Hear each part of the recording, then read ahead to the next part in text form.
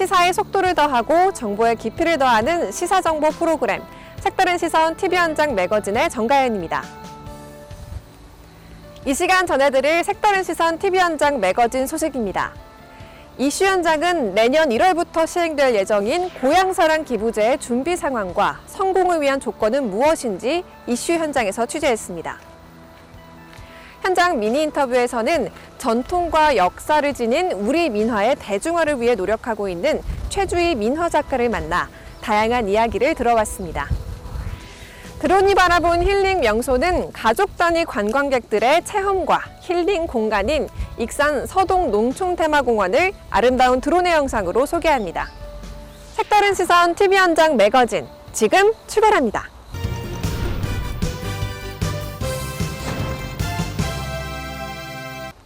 2023년 1월 시행하는 고향사랑 기부제.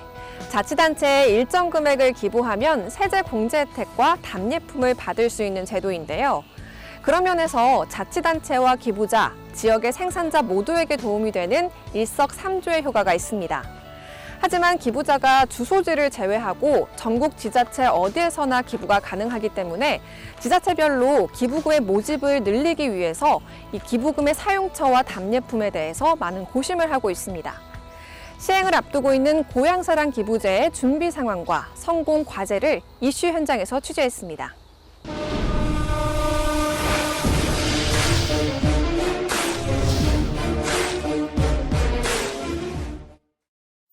지난 2021년 10월 고향사랑 기부금에 관한 법률이 제정되면서 전국의 243개 자치단체가 2023년 1월부터 고향사랑 기부금법이 시행됩니다.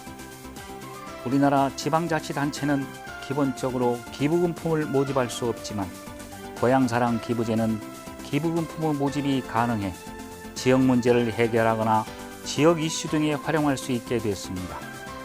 기부는 개인이 현재 거주하고 있는 주소지를 제외한 전국의 지자체 어느 곳에 기부할 수 있는데요.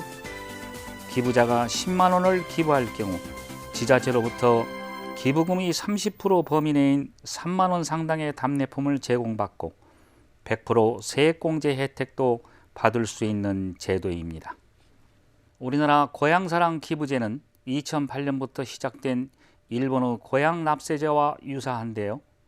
일본의 경우 대도시와 지방도시의 세수 격차를 줄이기 위해 지방세법을 개정해 고향납세제를 시행했습니다.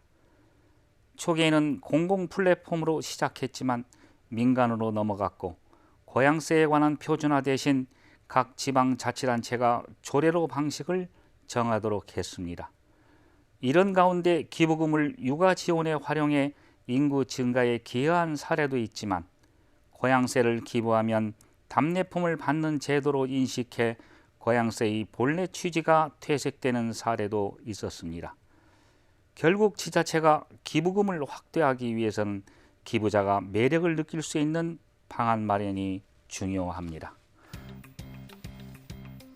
고향사랑 기부제는 지자체와 기부자, 지역의 생산자에게 혜택이 돌아가는 일석삼조의 효과가 있는 만큼 답례품 선정과 기부금의 사용처는 중요할 수밖에 없습니다. 답례품은 지역경제 활성화와 지자체 간 과열 경쟁을 방지하기 위해 종류나 상한선을 규정했으며 개별 소비세를 부과하는 장소의 입장권이나 스포츠용품 등은 금지시켰습니다. 특히 공정한 선정을 위해 답례품 선정위원회를 두고 구체적인 절차 등은 조례로 정하도록 명시했습니다.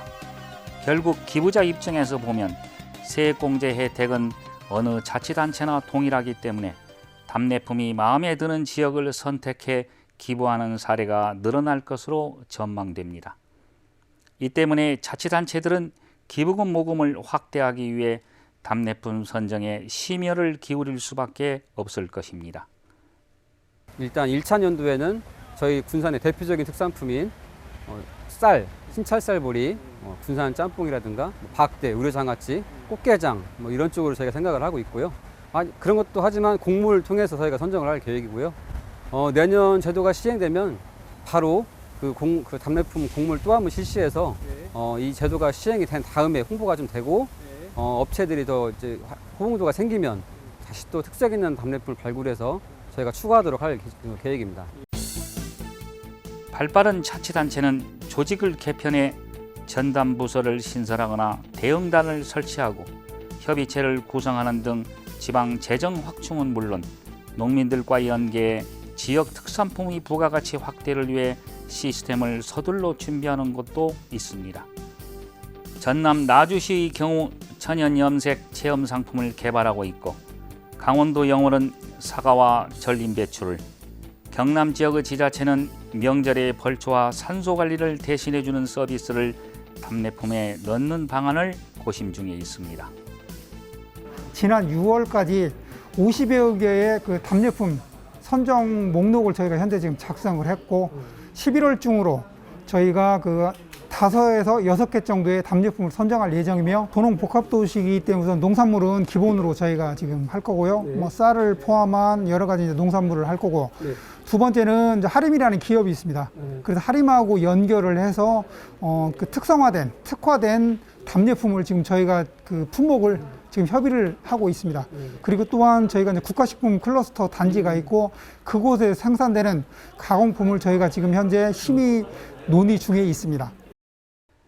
전북에서는 진안군이 인구 활력팀을 신설해 고향사랑 추진 계획을 수립했으며 완주군은 답례품과 아이디어 공모전을 개최해 군민들의 참여를 유도하고 있습니다. 군산시는 고향사랑 기부팀을 만들어 기부자들이 선호하는 답례품 선정을 위한 조사 등을 진행하고 있습니다.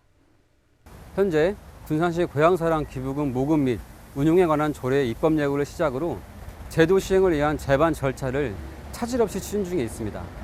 향후 위원회 구성과 기금 조성 같은 행정적인 절차는 물론 각종 축제 및 행사, 관계 인구 등에 대한 효율적인 홍보를 실시할 계획이며 군산은 전국의 지자체와 차별화를 위해 지역에서 생산되는 흰찰 쌀버리와 박대, 꽃게장, 우레, 장아찌 등의 지역을 대표하는 특산품을 답례품에 포함시키는 방안을 고심 중에 있습니다. 이를 통해 인구 유출로 어려워지는 지방의 재정을 보완하고 일자리가 창출되는 등 지역 경제에도 활력을 불어넣을 수 있다고 기대하고 있습니다. 기부금은 저출산과 고령화, 인구 유출 등으로 날로 어려워지는 지방 재정을 도와주는 역할을 해줄 것으로 기대하고 있습니다. 관련 산업의 생태계 구축과 일자리 창출 등 지역 경제가 활성화되는 마중물 역할을 해주리라 생각됩니다. 전라북도는 지난 9월 23일 고향사랑 기부제 모금 및 운영에 관한 조례 개정안을 입법 예고했는데요. 여기에는 답례품 선정과 금융기관의 위탁, 기금 운용심의위원회와 기금 설치에 대한 사항 등이 담겨 있습니다. 전북 도내에서도 군산을 비롯해 무주와 정읍, 장수 등 지자체가 관련 조례안을 입법 예고했거나 앞두고 있는 상황이어서 시민들의 의견을 수렴한 뒤 의회에 개정안을 제출하면 11월 중에 통과될 것으로 보여집니다. 행정안전부는 지난 5월 고향사랑 기부제 국정과제 채택 및 제21대 국회 법제화의 기반이 된 익산에서 설명회를 개최한 바 있습니다.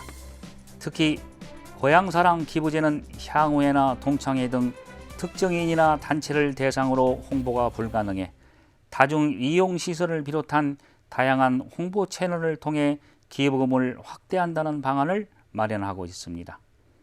개별 향후회나 동창회에 이제 홍보를 못하도록 법률상에 되어 있기 때문에 저희가 이제 언론 매체를 통한 홍보가 제일 중요하고 불특정 다수를 통한 이제 홍보인데 그래서 저희가 지금 이제 가을 현재 각 그 면별로 면밀어날 행사가 지금 개최가 되고 있어요.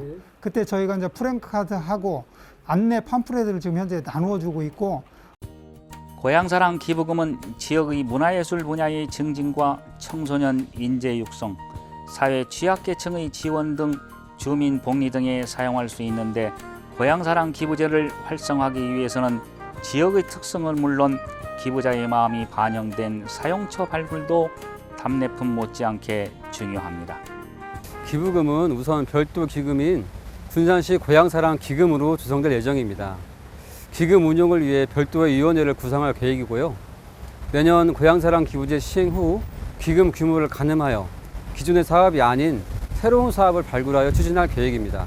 교육 부분에 치중을 할 것인지 아니면 복지에 치중을 할 것인지 문화예술 쪽에 치중을 할 것인지는 사용처 그 선정위원회를 저희가 11월 중에 개최를 할 거고 그곳에서 특정 분야를 저희가 집중을 해서 하려고 계획 중에 있습니다. 고향사랑 기부제가 지방 재정을 확충하고 지역 경제 활성화에 기여하기 위해서는 기금 활용과 기부자의 유형에 맞는 답례품이 시너지 효과를 발휘해야 합니다. 특히 일본의 경우 전국 답례품을 한눈에 보면서 기부 지역을 선택할 수 있는 포털 사이트인 사또후루처럼 우리나라도 지역별 답례품을 한눈에 비교하고 선택할 수 있는 포털 시스템 구축이 중요합니다. 특히 행정이 민간을 신뢰하고 거버넌스를 갖추어 혁신할 수 있는 협력 모델을 만들어가는 게 중요합니다. 기부된 그 기금으로 인해서 열악한 저희 시의 재정에 일정 부분 역할을 할 거고 또한 답례품을 저희들이 제공함으로 인해서 지역경제 활성화에 큰 역할을 하는 것으로 저희들이 그렇게 지금 판단을 하고 있습니다. 고향사랑 기부제가 지방자치단체로의 쏠림 현상을 배제할 수 없는 만큼 성공을 위해서는 차별화되고 독창적인 답례품 개발과 기부자의 마음이 반영된 사용처 개발이 중요합니다. 아울러 지자체 간 과열 경쟁을 방지하기 위해 투명성 확보를 위한 노력도 뒷받침되어야 합니다.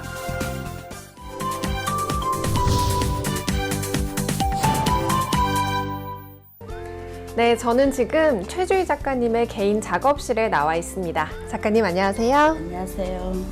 작가님 본인 소개 좀 해주시겠어요?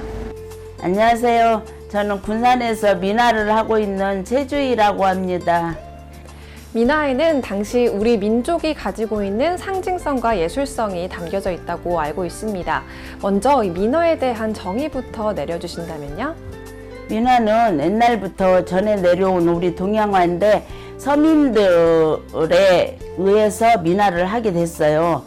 이렇게 궁에서나 모든 일반 저기에서는 그림을 못해서 우리 서민들이 다 민화를 그려서 생활 속에 우리 생활하고 저기 묻어나오는 그런 그림입니다. 작가님께서는 오랜 기간 민화를 접하면서 대중화를 위해서도 노력하고 계신데요. 처음 민화를 접하게 된 계기가 궁금합니다. 어떻습니까? 그림은 저는 이렇게 전문적인 것은 아니었어요. 생활에 하다 보니까 그림이 너무 하고 싶었는데 이제 한국화를 알게 돼서 한국화를 하다가 우연치 않게 민화를 알게 됐는데 거기에 매력에 폭 빠져갖고 어디에서 민화만 하면은 그냥 잠을 쪼개서 하면서 달려갔어요. 달려가서 배워서 이렇게 오다가 보니까 이제 서울로도 다니고 그런데 이제 서울 선생님들이 빨리 군산에 민화가 없으니까 빨리 민화를 알려라. 그래서 공방하실을 차리게 됐습니다. 그래서 이제 많은 분들하고 같이 할 수 있었어요. 민화를 오랜 기간 이렇게 하셨다는 것은 나름대로의 매력이 있을 것 같습니다. 민화의 매력은 무엇이라고 보시나요? 화려하고 현대화만 많이 고집하는데 저는 옛것이 그리고 모든 게 이렇게 포근한 감싸주는 그게 있어요. 저만의 이렇게 심신도 그래서 제가 모든 분들한테 그래요. 이게 치매가 안 걸릴 수 있는 그림이다. 그리고 모든 잡념을 싹 사라지게 해주고 마음을 안정되게 한다는 그런 의미도 있고 그래서 저한테는 그게 너무 매력적으로 느껴져서 하게 됐습니다. 현재 군산에서 민화와 관련된 협회에서 활동하고 계신 것으로 알고 있습니다. 이렇게 협회가 만들어진 계기와 어떤 활동들이 이루어지고 있는지 알 수 있을까요? 저는 이제 민화를 혼자 하고 있었지만은 많은 우리 회원분들 계셨고 그 회원분들을 열심히 키워서 이제 다 각자 작가가 되기를 바라는 뜻에서 제가 협회도 만들고 회원전도 하게 되었습니다. 한국민화진흥회 추천 작가로서 국내 대회에서도 수상을 많이 하신 것으로 알고 있습니다. 작가님 작품에 특징이 있을 것 같은데요. 대표적인 작품과 그 작품의 의미에 대해서 설명해 주시겠어요? 저는 민화는 이제 조금 저기가 없으면 몰라도 저는 다 좋아해요. 저는 원래 연꽃도 좋아하고 모든 색감 자체도 그러지만은 저는 이렇게 학하고 호랑이를 좀 많이 좋아하는 편이에요. 그래서 주로 그런 호랑이나 학 그런 걸 많이 그리고 있어요. 호랑이는 그 모든 호랑이의 행동 하나하나를 이렇게 세심하게 털을 일일이 한 가닥 세우거든요. 찌를 때 그 만에 호랑이는 위험이 있기 때문에 위험을 보여줘야 된다는 그런 소심으로 저는 전통을 많이 고집하고 있어요. 네, 이렇게 해마다 개인전을 개최하신 것으로 알고 있는데요. 올해에도 전시회를 열고 있는 것으로 알고 있습니다. 이에 대해서 소개 좀 해주실까요?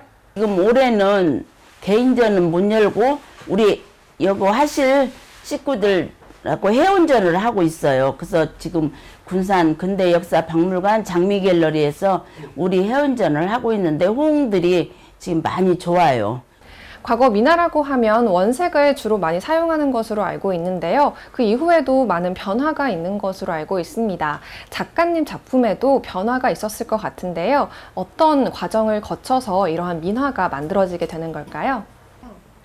저희는 원래는 이게 오방색이라고 민화가 최초에 오방색으로 나왔었어요. 근데 이제 색채감이 그게 너무 강렬하고 좀 너무 진해서 이제 많은 사람들이 불화라고 생각을 많이 하셨었어요. 근데 이제 세월이 흘러가면서 이제 물감 자체도 좋고 그리고 이제 많은 그라데이션을 내서 색채를 연하게도 하고 진하게도 하고 저도 처음에 했을 때는 굉장히 색이 셌었어요. 셌는데 이제 하면서 하나하나 배워가는 느낌으로 색을 그라데이션을 연하게도 빼고 진하게도 빼고 해서 이 색채감이 모든 사람들이 전시 때 보면은 미나가 이렇게 색이 좋냐고 할 정도로 그런 게 저희가 그만큼 열심히 색을 가지고 노는 거예요. 그래서 그렇게 해서 미나가 지금 많이 좋아지고 있습니다.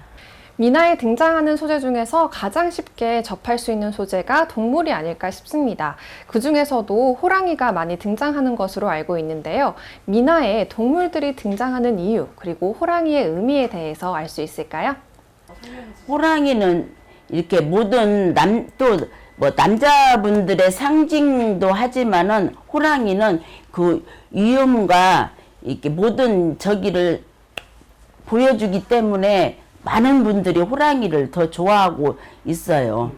그래서 저도 호랑이를 좋아하고 옛날에 김홍도 선생님이 호랑이를 그리셨을 때는 김홍도 선생님 호랑이는 꼬리가 이렇게 바짝 쓰거든요. 그럴 때 그 위험을 상징을 해서 남자들이 큰 기백을 세워주기 위해서 호랑이를 많이 그렸다고 합니다. 잉어도 그리고 잉어는 우리가 어변성령도라고 하거든요. 옛날에 물고기가 잉어가 돼서 잉어가 용이 된다는 하늘로 승천해서 옛날에 과거급제를 볼 때 물고기 그림을 가지면은 장원급제도 하고 지금 현대화에서는 물고기 그림을 두면은 직장인 승진시험이나 학교 수능시험 할 때 물고기 그림을 집에다 많이 두어요. 그런 뜻도 있고 또 과일도 포도나 석류 같은 경우는 다산을 뜻해서 많이 그리고 있습니다. 네, 작품마다 색상이 강조되는 걸 볼 수 있습니다. 그 중에서도 붉은색은 잡귀를 물리치는 역사적인 의미, 그리고 열정과 같은 의미가 있는 것으로 알고 있는데요. 작품에 사용되는 색상의 의미는 어떤 것들이 있을까요? 색상은 이제 붉은색도 많이 쓰는데 이렇게 또 안정되게 파란색을 또 많이 쓰고 있어요. 파란색이나 또 색채감을 이렇게 황금빛 농황이라고 있어요. 황금빛 색도 이제 먼 색하고 조화를 시켜서 어떤 색이 나오냐에 따라서 또 그 색채감이 있어요. 그래서 모든 분들이 모르신 분들은 이런 물감도 있어. 근데 그거는 아니고 저희들이 어떤 색하고 어떤 색하고 배합해서 그렇게 색이 조화롭게 나올 수가 있는 것을 저희가 만들고 있습니다. 네, 끝으로 미나 작가로서 앞으로의 활동 계획에 대해서 말씀해 주시겠어요? 항상 앞선에서 말씀했지만은 저는 지금 제가 이 화실을 운영하는 동안에는 우리 선생님들하고 같이 끝까지 갈 것이고 우리 선생님들을 지금 부지런히 초대 작가로 키우는 게 제 목표예요. 그래서 우리 선생님들이 활동을 여기저기서 많이 할 수 있게 그게 만들어 가는 제 꿈이고 바람입니다. 미나의 작품을 보면 작가님의 많은 시간과 노력이 고스란히 담겨져 있는 것을 볼 수 있습니다. 오늘 최주희 작가님과의 인터뷰를 통해서 우리 미나의 대중화를 위해 노력하시는 모습을 엿볼 수 있는 시간이었습니다. 오늘 좋은 말씀 감사합니다. 감사합니다.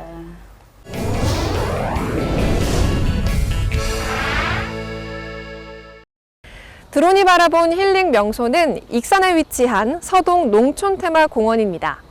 생태 역사자원과 연계해 가족 단위 체험과 힐링 공간을 비롯해 진달래와 철쭉, 구절초 등이 심겨져 있어서 농촌 관광객들에게 활력을 넣어주고 있습니다. 익산의 서동 농촌테마공원을 아름다운 드론의 영상으로 지금 만나보시죠.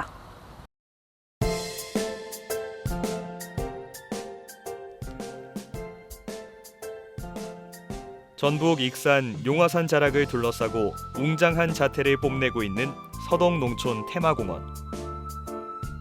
익산시는 이곳 금마지역과 인근 왕궁의 생태 역사 자원을 연계한 관광산업 활성화를 위해 행정력을 집중하고 있는데요. 서동 농촌 테마공원은 서동의 어린 시절 백제 생활을 주제로 한 서동선화 이야기 동산과 서동마 재배지 등 자연 친화적이면서도 농촌과 쉽게 어우러져 체험할 수 있는 공간이 곳곳에 조성되어 있습니다.